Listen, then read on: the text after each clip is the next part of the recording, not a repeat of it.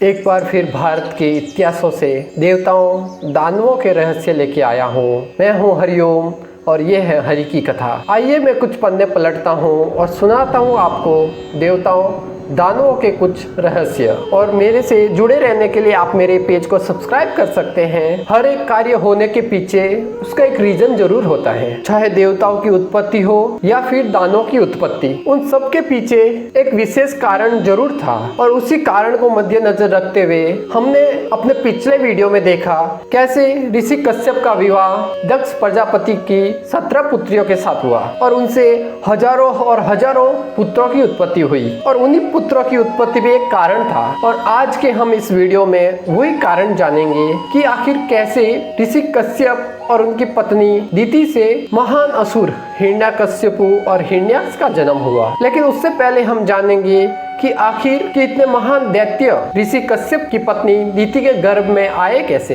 भगवत महापुराण के 3 स्कंद के 14वें अध्याय में इसका संपूर्ण वर्णन लिया गया है। जब विदुर जी श्री मैत्रेय जी को पूछते हैं कि आखिर इतने बड़े दैत्य दिति के गर्भ से कैसे उत्पन्न हुए, तो मैत्रेय जी बताते हैं कि एक बार दक्ष प्रजापति की पुत्री दिति काम वासना से इतनी आतुर हो गई कि वो अपने पति और ऋषि कश्यप के पास जाके बोलती है, हे पतिदेव, मैं आपके पास पुत्र प्राप्ति के लिए आई हूँ और मुझे आपके ही जितने महान सुगुणी पुत्र चाहिए। और उस समय ऋषि कश्यप सायंकाल की वंदना के लिए ध्यान योग में बैठे थे। दिति ऋषि कश्यप से विनती करती है कि जैसे एक मतवाला हाथी कैसे केले के वृक्ष को मरोड़ देता है, उसी प्रकार ये कामदेव की वासना मुझ पे हावी हो रही है। मुझे आपके ही जितना महान पुत्र चाहिए। लेकिन सजनों, उसके पीछे कुछ और रीजन था। जब दिति ने देखा कि उनकी बड़ी बहन आदिति से देवताओं की उत्पत्ति हुई है तो उसको अपनी बड़ी बहन से ईर्ष्या होने लग गई थी और उसी ईर्ष्या का प्रतिशोध करने के लिए वो पुत्र प्राप्ति चाहती थी। दिति के बार बार आग्रह करने के बाद भी ऋषि कश्यप उनको हर बार मना करते रहे। ऋषि कश्यप ने कहा, हे देवी, अभी सायंकाल का समय है और इस समय भगवान शंकर अपने गणों के साथ हर जगह भ्रमण करते हैं और वो अपनी तीसरी आंख खोल के हर किसी को देखते हैं। इस समय हमें ऐसा कोई कार्य नहीं करना चाहिए। लेकिन सज्जनों, जिस प्रकार आपको भी पता है कि 3 हट ऐसे होते हैं जो पूरे होने के बाद ही रहते हैं। पहला बाल हट, दूसरा राज हट और तीसरा स्त्री हट। जब तक ये तीनों हट पूरे नहीं होते तब तक उनको शांति नहीं मिलती। जब कोई भी स्त्री कोई हट करके बैठ जाती है तो जब तक वो पूरा न हो उसको शांति नहीं मिलती। इसी प्रकार दिति ने भी हट कर लिया था और इस प्रकार दिति विनती पे विनती करती गई और उस पर वासना इतनी हावी हो गई कि वो ऋषि कश्यप के वस्त्र तक फाड़ने लग गई। जिस प्रकार कहते हैं विनाश काले विपरीत बुद्धि, और दिति के साथ भी वही हो रहा था। जब दिति को बहुत समझाने के बाद भी वो न मानी तो ऋषि कश्यप ने सभी देव को प्रणाम किया और एकांत में जाके समागम किया और फिर निर्मल जल से नहा के वो वापस पूजा के लिए बैठ गए। और उसके बाद जब दिति को अपने किए का एहसास हुआ तो उसे बहुत ग्लानि हुई और वो ऋषि कश्यप के पास जाके विनती करने लगी कि हे पतिदेव, मेरे से भूल हो गई, मैंने सभी देवताओं का अपमान किया है, भगवान मेरे गर्भ को नष्ट न कर दे। जब ऋषि कश्यप अपनी सायंकाल वंदन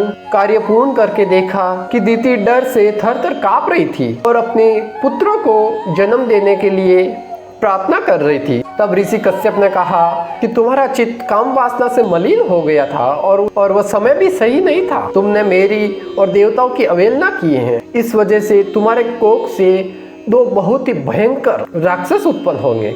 वो बार बार जन्म लेते रहेंगे और इस पूरे संसार पर अत्याचार करते रहेंगे और उन्हीं से कुपित होकर भगवान खुद धरती पर अवतार लेंगे और तुम्हारे पुत्रों का वध करेंगे। तब दिति ने कहा, हे पतिदेव, मैं भी यही चाहती हूँ कि मेरे पुत्रों का वध भगवान के हाथों से हो। तब ऋषि कश्यप ने कहा, हे देवी, तुम्हें अपने गलती का एहसास है और ये वंदनीय है, इसलिए मैं तुम्हें वचन देता हूँ कि तुम्हारे 2 पुत्रों में से एक पुत्र के 4 पुत्र उत्पन्न होंगे और उनमें से एक पुत्र भगवान का बहुत बड़ा भक्त होगा और उसी से तुम्हारे कुल का उद्धार होगा। तो सज्जनों, आपने देखा कि कैसे एक गलत समय पर किया गया कार्य पूरे ब्रह्मांड लोक के लिए नुकसानदायक था। इसलिए हम भी अपने जीवन में कौन सा निर्णय कब ले रहे हैं, हमें उसका ध्यान रहना बहुत जरूरी है। हर कार्य करने का एक निश्चित समय होता है और वह कार्य उसी समय होना चाहिए। इस प्रकार हमने देखा कि दीति का कैसे गर्भ धारण हुआ, लेकिन अभी यह सोचने का विषय है कि आखिर उनके पुत्र थे कौन और वह उन्हीं की कोख से कैसे उत्पन्न हुए। क्या उसके पीछे भी कोई रहस्य है? जैसे मैंने पहले भी बताया कि हर एक कार्य होने के पीछे कोई न कोई रहस्य जरूर होता है और इसके पीछे भी एक बहुत बड़ा रहस्य होगा। तो हम अपने अगले वीडियो में जानेंगे कि आखिर वो दो पुत्र कौन होने वाले हैं। क्या उनको भी कोई श्राप दिया था किसी ने? और अगर आपको पता चल गया कि वो पुत्र कौन होंगे तो आप मेरे को कमेंट बॉक्स में बता सकते हैं। और मेरे से जुड़े रहने के लिए आप मेरे पेज को सब्सक्राइब कर सकते हैं और इसी तरह आप सबका स्नेह मुझे और हरि की कथा को मिलता रहे। हम मिलेंगे अपने अगले वीडियो में।